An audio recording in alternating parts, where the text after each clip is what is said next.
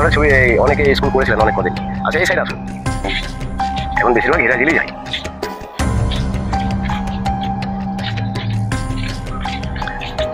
আচ্ছা দেখুন এখানে মোট 17টা কবর আছে। 17টা কবর, দরজাগুলো দেখুন মাপ একই।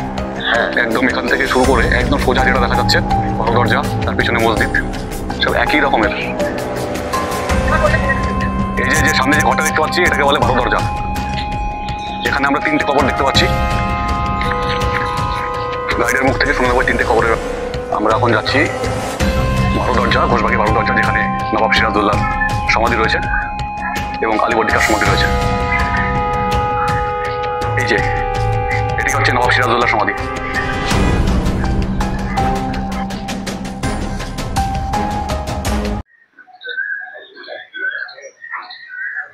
খোশবাগ মুর্শিদাবাদ জেলার হাজারদুয়ারি প্যালেসের পাশ দিয়ে বয়ে চলা ভাগীরথী নদীর পশ্চিম পাড়ে অবস্থিত এই খোশবাগের ঐতিহাসিক গুরুত্ব অপরিসীম। ভাগীরথী নদী পার করে খোশবাগে এসে উপস্থিত হলে আপনাকে এখানকার গাইডদের ওপর ভরসা করেই খোশবাগে ঘুরতে হবে, কারণ এখানে দু একটি ছাড়া আর কোনো সমাধিতেই কোনো ফলক বা নেম প্লেট নেই, যেটা দেখে আপনি নিজেরাই বুঝতে পারবেন কোনটা কার সমাধি। তাই বাধ্য হয়ে আপনাকে এখানকার গাইডদের সঙ্গে ঘুরতে হবে। এই মুহূর্তে আমি দাঁড়িয়ে রয়েছি মুর্শিদাবাদের অন্যতম ঐতিহাসিক নিদর্শন খোশবাগে। এখানে মোট 34টি কবর রয়েছে।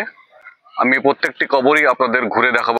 খোশবাগ অর্থাৎ খুশবু বাগান, যার আক্ষরিক অর্থ খুশির বাগান বা আনন্দ উদ্যান, যেখানে চিরনিদ্রায় শায়িত রয়েছেন বাংলা, বিহার, উড়িষ্যার চতুর্থ নবাব আলীবর্দী খাঁ এবং তার উত্তরসূরি বাংলার শেষ স্বাধীন নবাব সিরাজউদ্দৌলা ও তাদের পরিবারের অন্যান্য সদস্যগণ।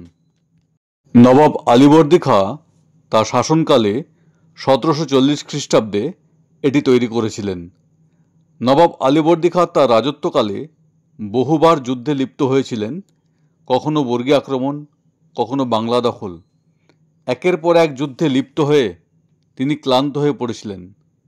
তার 16 বছর রাজত্বকালে 9বার বর্গী আক্রমণ হয়েছিল। সব মিলে তিনি একটি শান্তিপূর্ণ জায়গা খুঁজছিলেন। সেই শান্তিপূর্ণ জায়গাটাই হলো খোশবাগ। আলীবর্দী খাঁ তার মায়ের স্মৃতিতেই এই খোশবাগ তৈরি করেছিলেন। ইতিহাসের তথ্য ঘেঁটে যেটুকু জানা যায় যে খোশবাগের প্রথম সমাধি আলীবর্দী খাঁয়ের মায়ের সমাধি। এখানে কোনো প্রবেশ মূল্য নেই। খোশবাগে মোট 34টি সমাধি রয়েছে, তার মধ্যে 32টি হত্যা এবং 2টি স্বাভাবিক মৃত্যু। মূল ফটকের দরজা থেকে একদম শেষ অংশের অর্থাৎ মসজিদের দরজার মাপ একই এবং একই সরলরেখায় অবস্থিত। এখানকার সমস্ত তথ্য আপনাদের সামনে আমি নিজে এবং এখানকার এক গাইড মারফত তুলে ধরার চেষ্টা করব। তবে পাশাপাশি এটাও জানিয়ে রাখি যে গাইডের দেওয়া বর্ণনাগুলির মধ্যে যেগুলো আমার বিশ্বাসযোগ্য মনে হয়নি, সেগুলো আপনাদের সামনে সঠিক তথ্য পরিবেশন করার চেষ্টা করব। আমরা এবার সোজাসুজি প্রাচীর দিয়ে ঘেরা এই ঘরটায় প্রবেশ করব। এখানে প্রবেশ করে খোশবাগের প্রথম সমাধিটি আমরা প্রথমে দেখব, তারপর একে একে বাকি সমাধিগুলিও দেখে নেব। এখানকার একজন গাইড আমার সঙ্গে রয়েছেন, তার মুখ থেকে আমরা প্রথমে এই সমাধিগুলির ব্যাপারে শুনে নেব। এরপরে যদি আমার কোনো ডাউট থেকে থাকে তাহলে সেগুলো আপনাদের সামনে পরিবেশন করব। যে জায়গাটা এসছেন এই জায়গাটার নাম হচ্ছে খোশবাগ। খোশবাগ নবাব আলীবর্দী খাঁ তৈরি করে 1740-এ। এইখানে বিভিন্ন রকমের গোলাপ ফুলের চাষ ছিল, তখন কিন্তু কবর ছিল না, গোলাপের চাষ হতো। এর নাম ছিল খুশবু বাগ, পরে নাম হয় খোশবাগ। খুশবু মানে খোশ বাগিচা, মানে বাগ অর্থাৎ আনন্দ উদ্যান। এখানে আলীবর্দী খাঁ আসতেন, আনন্দ করতেন, হাওয়া খেত। টাইম হয়ে গেলে সে নামাজ পড়ে আবার হিরাজিল ফিরে চলে যেত। গেটের সম্মুখে যে কবর দেখছেন ইনি হচ্ছেন নবাব আলীবর্দীর স্ত্রী, নাম হচ্ছে শরীফুন নিসা বেগম। প্রাচীর দিয়ে যে ঘেরা আছে, ঘেরার মধ্যে 3খানা কবর। 3খানা কবর হচ্ছে মহিলাদের, কিন্তু 2টো হচ্ছে আলীবর্দীর মেয়ের কবর। এই কবরটা দেওয়ার পরে ব্রিটিশ প্রাচীর দিয়ে ঘেরে দেয়, কারণ ইনারা 3জন হচ্ছে বেগম। ওই যে প্লেন যে কবর দেখছেন ঘাসেটি বেগম সিরাজউদ্দৌলার মাসি, আর পাশে হচ্ছে আমিনা বেগম সিরাজউদ্দৌলার মা। ওই দুজনকে মির্জাফরের ছেলে মিলন মারে, শুনলেন তো গাইডের কথা।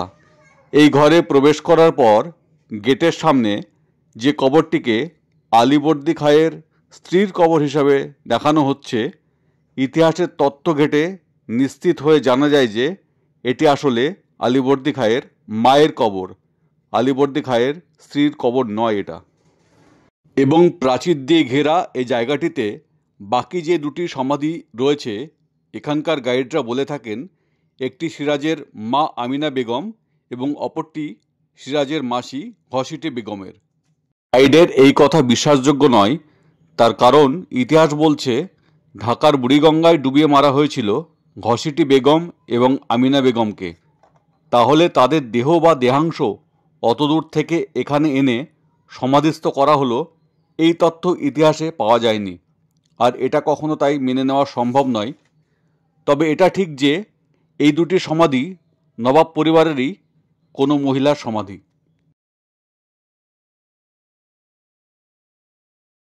এইদিকে আরও বেশ কয়েকটি সমাধি রয়েছে। এইখানে রয়েছে মোট 17টি সমাধি। এই 17টি সমাধির নেপথ্যে ভয়ঙ্কর ইতিহাস আছে, যা শুনলে আপনি শিউরে উঠবেন। এইখানে ছোট বড় মিলিয়ে টোটালে 17টা কবর আছে। 17টা কবর আছে নবাব সিরাজদৌল্লাহ সব আত্মীয় স্বজন।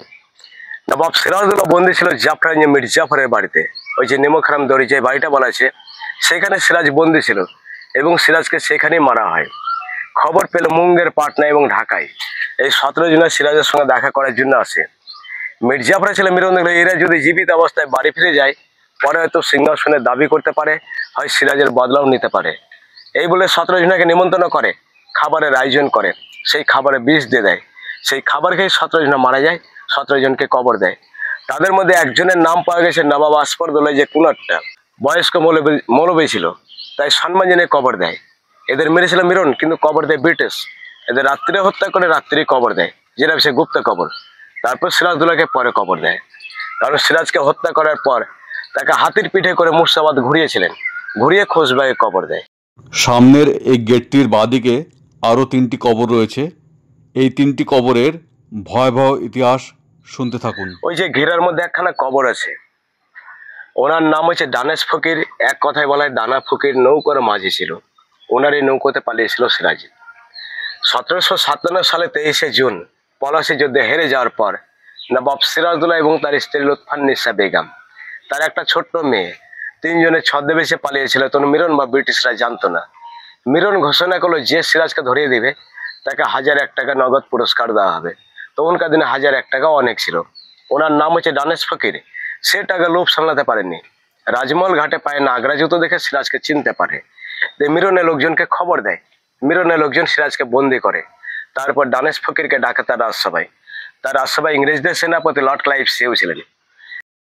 পলাশী যুদ্ধে পরাজিত হওয়ার পর নবাব সিরাজউদ্দৌলা যখন নৌকা করে পালিয়ে যাচ্ছিলেন, তখন তাকে যিনি ধরিয়ে দিয়েছিলেন সেই নৌকার মাঝি দানশা ফকির, যিনি 1001 স্বর্ণমুদ্রার বিনিময়ে সিরাজকে ধরিয়ে দিয়েছিলেন, তিনি যখন তার পুরস্কার দাবি করতে গিয়েছিলেন, তখন তাকে বলা হয়, তুমি দেশের নবাবের সঙ্গে গদ্দারি করেছো, আমাদের সঙ্গেও করতে পারো, তাই তোমার পুরস্কার মৃত্যুদণ্ড। এইভাবে তাকে, তার ছেলেকে এবং তার স্ত্রীকে হত্যা করা হয় এবং তাদের 3 জনকে এখানেই সমাধিস্থ করা হয়। নবাব সিরাজউদ্দৌলা কখনো ভাবতে পারেননি যে মসনদে বসার 15 মাসের মধ্যেই এই খোশবাগে তিনি সমাধিস্থ হবেন এবং গোটা পরিবারই এখানে চিরকালের জন্য শায়িত থাকবেন। এটা ছিল অপ্রত্যাশিত। এখানে আরও 3টি সমাধি রয়েছে, যারা নবাব সিরাজউদ্দৌলার স্ত্রী লুৎফান্নেসা বেগমের দেহরক্ষী ছিলেন। তারা ছিলেন হাবশি, না স্ত্রী না পুরুষ, যেহেতু বেগমদের পাহারা তারাই দিতেন। এই 3টি কবর সম্পর্কে এখানকার গাইড কি বলছেন আমরা শুনে নেব। এখানে যে 3টে কবর দেখছেন, ওই যে প্রথমে যে কবর দেখছেন উনি হচ্ছেন আব্দুল হোসেন, আর এই পাশে হচ্ছে সাবদুল হোসেন। এরা হাফসি ছিল, খোঁজা 2 ভাই, যাকে বলে যায় হিজিরা। এরা বেগম মহলে থাকতো বেগমদের কাছে। আর মধ্যের যে কবর দেখছেন এনার নাম হচ্ছে গোলাম হোসেন। গোলাম হোসেন হচ্ছে সিরাজের বিশ্বাসী লোক, বিশ্বাসী বডিগার্ড ছিলেন। গোলাম হোসেনের ড্রেসখানা পরে নবাব সিরাজদৌল্লা পালিয়ে গেছিল, কিন্তু জুতাটা পাল্টাতে পারেনি। গোলাম হোসেন একদিনের জন্য নবাব হয়।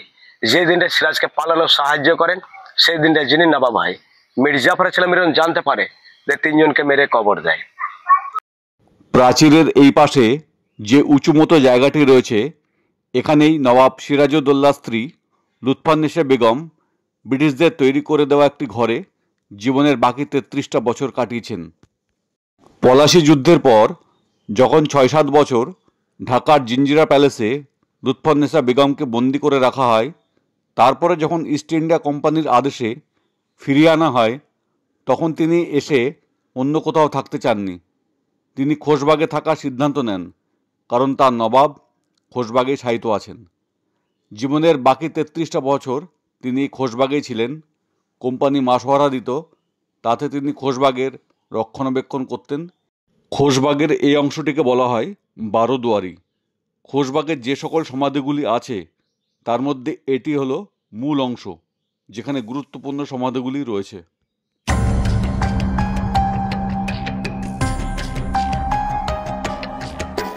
আমরা চলে এসেছি সেই কাঙ্ক্ষিত সমাধির কাছে। বাংলা বিহার উড়িষ্যার শেষ স্বাধীন নবাব সিরাজউদ্দৌলার সমাধি এটাই। অদ্ভুত একটা শিহরণ জাগছে সারা শরীর বেয়ে। তার সমাধির পাশে দাঁড়িয়ে তাকে অনুভব করতে পারছি। তার পাশেই রয়েছে তার ভাই মির্জা মেহেদির সমাধি। তার বয়স অত্যন্ত কম ছিল। সিরাজউদ্দৌলাকে হত্যার পর মির্জাফরের পুত্র মিরনের আদেশে তার ভাইকে নৃশংসভাবে হত্যা করা হয়। হাতির পায়ে তক্তা বসিয়ে তাকে পিষে মারা হয়।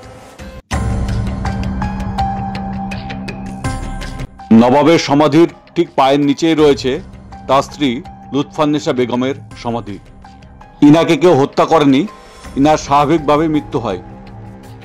পাশে যে কবরটি আছে এটি সিরাজউদ্দৌলার প্রধান সেনাপতি মীর মদন মোহনলালের বোন আলেয়ার, যিনি বাইজি ছিলেন, তাকেও হত্যা করা হয়।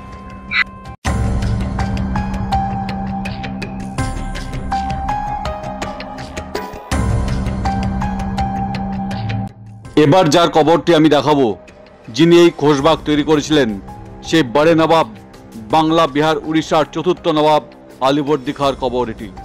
মোহাম্মদ জং যার আরেকটি নাম ছিল, যিনি ছিলেন সিরাজউদ্দৌলার দাদু। 1756 সালে ইনি মারা যান। সিরাজউদ্দৌলা নিজের হাতে ইনার কবর দিয়েছিলেন এখানে। এই কবরটি 4 ফুট উঁচু। সিরাজউদ্দৌলা হিরো মুক্ত সোনা দিয়ে বাঁধিয়েছিলেন এই কবরটি। পরে ব্রিটিশরা সেগুলি তুলে নিয়ে যায় এবং শ্বেত পাথর দিয়ে বাঁধিয়ে দেয়। আলীবর্দী খাঁর সমাধির পায়ের কাছেই রয়েছে উনার স্ত্রী শরীফুন্নেসা বেগমের সমাধি। কথিত আছে আলীবর্দী খাঁয়ের বেগম তুখোড় কূটনৈতিক জ্ঞানের অধিকারী ছিলেন, যার জন্য বলা হতো বেগম আসলে রাজ্য চালান, নবাব যুদ্ধ করেন। পাশের ঘরের আরো দুটি কবর সম্পর্কে জেনে নেব। আর ওই যে কবর দেখছেন, উনি হচ্ছেন সাউকার জং বাহাদুর। ইতিহাসের নাম পাবেন জং বাহাদুর। পায়ের নিচে ওনার স্ত্রী মতি বেগম। নবাব আলীবর্দী খাঁর কোনো ছেলে ছিল না, 3টে মেয়ে ছিল। ঘাসেটি বেগম, আমিনা বেগম, আর একটা আছে মমিনা বেগম। মমিনা বেগমের কবরটা এখানে নেই, সেটা মুঙ্গেশে পাটনায়। তার ছেলে হচ্ছে সাউকার জং। মির্জাফর ছেলে মিরন এই দুজনকে মেরে কবর দেয়। সামনে মসজিদ নবাব আলীবর্দী খাঁ তৈরি করে 1740-এ। দিল্লির জামা মসজিদের অনুকরণে ছোট্ট রূপে তৈরি করেছিলেন আলীবর্দী খাঁ। সামনে চৌবাচ্চা, জল থাকতো, হাত পাতে পরিষ্কার হয়ে নামাজ পাঠ করতো, যেটা বলেছে উজু করতো। এখন কিন্তু নামাজ হয় না, কারণ নবাবদের নিজস্ব মসজিদ, তাছাড়া পুরো সরকারের হাতে চলে গেছে। এইখানে কোনো অনুষ্ঠান হয় না। তবে এইখান থেকে দেখুন, সোজা পিছনে ওই গেটটা দেখতে পারবেন। কারণ আলীবর্দী খাঁ নামাজ পড়তো, নামাজ পড়া শেষ হয়ে যাওয়ার পর সে পিছনে ঘুরে দেখতো তাদের কেউ আক্রমণ করতে আসছে নাকি, তাই সোজা স্ট্রেট করা আছে। কারণ আলীবর্দী খাঁ যে ভালোবাসতে নবাব হয়েছে তা না, আলীবর্দী খাঁ সরফরাজকে মেরে নবাব হয়। যেমন প্রথম নবাব হয়েছে মুর্শিদ কুলি খাঁ, যার নাম হয় মুর্শিদাবাদ। মুর্শিদ কুলি খাঁ মারা যাওয়ার পর তার জামাই হয় সুজাউদ্দিন খাঁ, নাতি হচ্ছে সরফরাজ খাঁ। আলীবর্দী খাঁ নাতি হচ্ছে সিরাজউদ্দৌলা। সবই কিন্তু মেয়ের ঘরের, ছেলের ঘরের কেউ নবাব হয়নি, কারণ আলীবর্দী খাঁরও কোনো ছেলে ছিল না, 3টে মেয়ে। খোশবাগের শেষ অংশ এই মসজিদের এই স্থান থেকে মূল ফটক পর্যন্ত দরজাগুলি এমনভাবে স্থাপন করা আছে যে এই স্থান থেকে মূল ফটক পর্যন্ত দেখা যায়। প্রত্যেকটি অংশের দরজাগুলি সমান এবং একই মাপের তৈরি। আমি দাঁড়িয়ে আছি খোশবাগের একদম শেষ অংশ, এই মসজিদের সামনে। মসজিদের থেকে একদম সামনের যে মূল ফটক রয়েছে, মূল ফটক পর্যন্ত এখান থেকে দেখা যাচ্ছে। মসজিদের এগুলি কুলুঙ্গি, এরকম অনেক কুলুঙ্গি এখানে রয়েছে। আর মসজিদের এই কাজগুলি সেই সময়কার কাজ। প্রত্যেকটা জায়গায় এরকম কারুকার্য করা ছিল, যেগুলি এখন অনেকটাই মিটে গেছে। এই হলো সেই মসজিদ, যে মসজিদে নবাব আলীবর্দী খাঁ ও তার পরবর্তী নবাব সিরাজউদ্দৌলা এবং তাদের পরিবারের সকলে এখানে আসতেন।